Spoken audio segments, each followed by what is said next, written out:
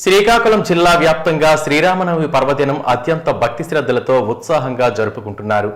నగరాలు, పట్టణాలు, పల్లెలు అనే తేడా లేకుండా ప్రతి వీధి, ప్రతివాడ రామనామ స్మరణతో మారుమ్రోగుతోంది. ప్రత్యేకంగా ఏర్పాటు చేసిన చలువ పందిళ్ల కింద సీతారాముల కళ్యాణోత్సవాలను కన్నుల పండుగగా నిర్వహిస్తున్నారు. భక్తులు ఉదయం నుంచే ఆలయాలకు పోటెత్తుతున్నారు. స్వామివారికి ప్రత్యేక పూజలు చేస్తున్నారు. పానకం, వడపప్పును నైవేద్యంగా సమర్పిస్తున్నారు.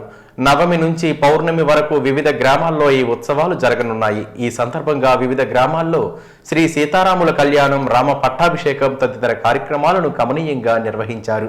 శ్రీరాముడు వసంత ఋతువులో చైత్రశుద్ధ నవమి గురువారం నాడు పునర్వసు నక్షత్రపు కర్కాటక లగ్నంలో సరిగ్గా అభిజిత్ ముహూర్తంలో అంటే మధ్యాహ్నం 12 గంటల వేళ త్రేతాయుగంలో జన్మించాడు.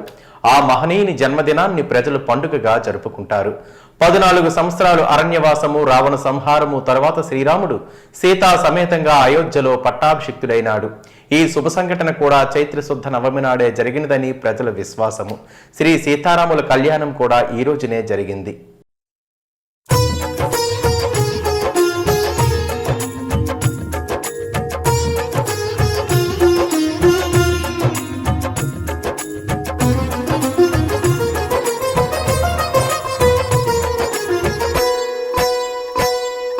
శ్రీరామ జయ రామ, రమణీయ నామ రఘురామ.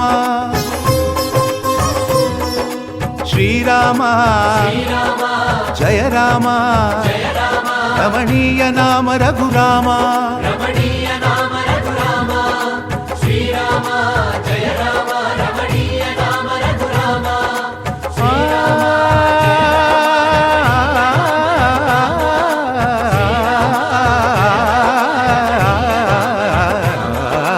రామనవమి చెప్పింది రామ కథాసారం.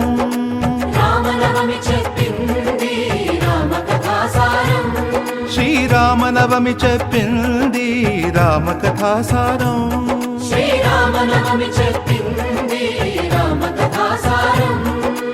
ఊరువాడ సంబరం,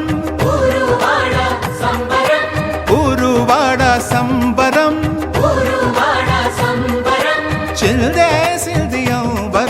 రామనవమి జయ రామనవమి, శ్రీరామనవమి చెప్పింది రామ కథాసారం.